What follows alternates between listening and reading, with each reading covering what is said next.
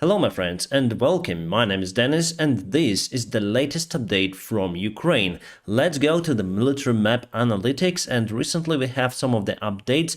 Not good for Ukrainian side. Russia continued their attacks mostly in Donetsk region. If we zoom in to Vuhledar, you can see Palivka. Russia still tries to get this village under their control, and it was yesterday, and just look, it is today. Partially they took that village under their control and now moving towards Vuhledar direction. If they take this road, it's kind of critical for Ukrainian defense in this region, but nevertheless they simply don't have enough resources for the massive attack. I guess partially they used the reinforcements that came from the Kherson direction after their retreatment, and also they offend in this direction towards Opitne, and before it was like this yesterday, and today partially they took that village, the most part of it. And we have one more Opitne village but near to Bakhmut, and Russia gathered that village as well. So Opitne again, so it was yesterday and it is today, yet they're not in that village but very close to it. And there is the road that goes to the Bakhmut city. For us it's kind of critical. They already crossed this river as far as I can see, and it's kind of critical for the Bakhmut city because there is the road that leads towards that city. If we move from Bakhmut towards north to Lugansk region, we can see that there is the village Ploshchanka, and before it was like that, and today Russians moved a little bit backwards. So we have superiority in this direction so far, and the main task for Ukrainian army is to build a new defense line near to that road and attack Svatove and other parts as Troitsky. But Russia was able to send some of their live forces, new mobilized soldiers, and they reinforced their army in that region. And now let's speak about the future prospects of this war, especially on the southern part of the front lines. Kherson was the great victory of Ukrainian army. We caused Russians to withdraw their forces. It wasn't the goodwill gesture. We caused them to leave, and now with the help of our rocket artillery systems, we may cut supplies for the Russian army in that region. But still Russia was able to move their front command and supplies towards Henichinsk. Here is their new hub town. It's kind of important because nearby we have the railroads and basic roads that are leading towards Melitopol and Zaporizhia region. So as you can see, it's the only railway connection that Russian army has to supply all of that region, including Mariupol. And there is no railroad from what I can see that connects Mariupol to the Russian side. There is just M14 road that goes across the coastline, so Russia may use that one for supplies, but Russia is the best with railroads. If they use the normal roads, it takes time for them to supply goods to the front lines. My friends, it's just my analytics. I am not opening any kind of the secrets. All the media says about the possible scenarios of this war. So my own scenario, the most logical one, is to assault towards the Melitopol over here and cut Russian army in two. I think Melitopol is the best direction for our counterattack because there is the natural obstacle, this big lake, and you don't need to go across all of the land as you may go here or here. So just take Melitopol and you cut the Russian army. So for us 82 kilometers, and we may use also HIMARS rocket artillery systems to back up our forces on the counterattack. And by taking Kherson, we just cut supplies for the Russian army in this region forever. And here, if we speak about Melitopol, we're gonna cut also supplies here. And if something may happen to the Kerch Bridge again, if something would happen to that one, you just cut all of this territory, all of that. And also if you cut Melitopol, you cut this part as well. And even now Ukrainian army may target the road that leads from Crimea over here with the help of the HIMARS. And if we advance towards the Melitopol, we may target the only bridge over here in the northern part of Crimea. So let me show you all of the cuts. So one cut towards the Melitopol, two cuts over here. This group is separated completely.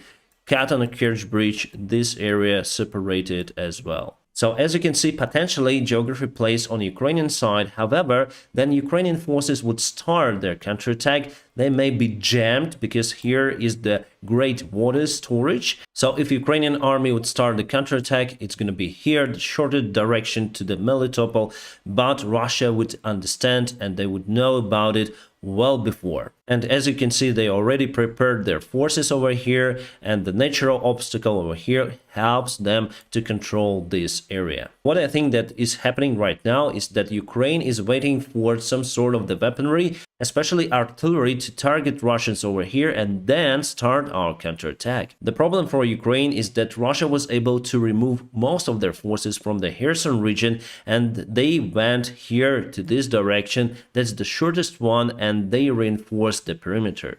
And it's already snowing. The temperature today turned to -1, and during the night time it will be lower, and it's getting muddy in that area, and possibly for now Ukraine will not go on counterattack because we may just use the roads that are under control by the Russian forces. So we need to wait for the frosts for the soil to be more solid. And usually that happens late December or even January. Speaking about the LPR and DPR self-proclaimed republics, my friends, I don't think that we have resources now to go and attack on Donetsk and Luhansk because they were building the defense lines over here and they put lots of their forces, and moreover they have the railroad connections. I wonder why don't we have the white stripes of the roads here as we have near to Mariupol, for example. But anyways, there are some railroads that connect this area to Russia, and they have good supply lines over there. And that's why they continue to push from this territory, and their main goal now is to take Bakhmut city. For us, it's possible to get this part under control because this area is not very populated. There's just few roads, and the Ukrainian army just may go across the fields, and Russia was not able to build huge defense lines in a region. And for us, it's very important to cut this road over here that leads to the LPR Republic, to Lugansk itself. So this is the critical area, this is the critical city, Starobilsk. So I personally see two directions of Ukrainian counterattack, one towards the Melitopol and the other one towards the northern part of Lugansk region. We may try to cross the Dnieper River in Kherson region itself, also take the Kimburskaya Kosa, this area, but I think it's better to concentrate on this one, cutting the Russian army over here and cutting Crimea lines with the help of the rocket artillery systems. Basically, in that case, we're going to create for Russia the same scenario as they had in Kherson region before. And they would have to withdraw their forces to Crimea. And here they may withdraw their forces to the DPR or to Russia itself. But with Mariupol, it would be harder because they're very close to the Russian side.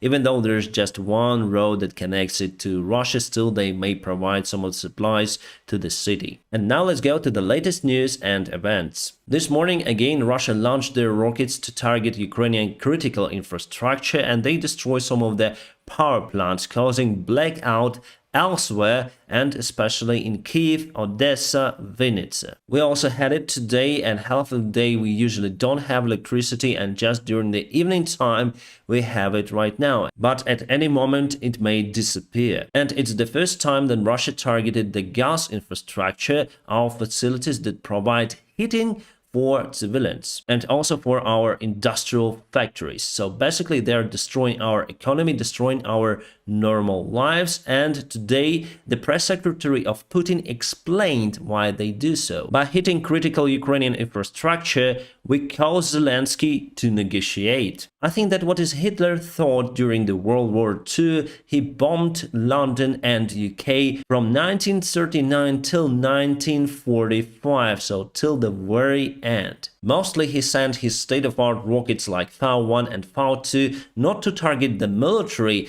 but to target civilians. The more I am reviewing this war, the more I understand that Putin is probably Hitler's reincarnation. Everything is mostly the same. Russia even used their hypersonic rockets that should deliver nuclear weaponry to the enemy side, but they use it to target our infrastructure. Interesting. There are some rumors that Russia will go on full mobilization. We have it from the Russian Telegram channels. Yes, for sure they may do it, but what equipment do they have to provide to their new mobilized army? Even with the first wave of the Russian partial mobilization, we saw that Russian army doesn't have enough supplies, enough weaponry. Those AK-47s were rusty. Everything is out of date and everything is useless here. They fight with the Second World War helmets. So I don't expect that there will be the massive global mobilization in Russia. Every man should go for the war. They even do not say that it's the war, and basically with that post they just want to frighten Ukrainians that mighty Russia will go with their new mighty forces, but the forces just being destroyed. We see how they use very old-fashioned tanks and the artillery systems from the Second World War. Tanks like this one, this is the T-62, very old-fashioned Russian tank.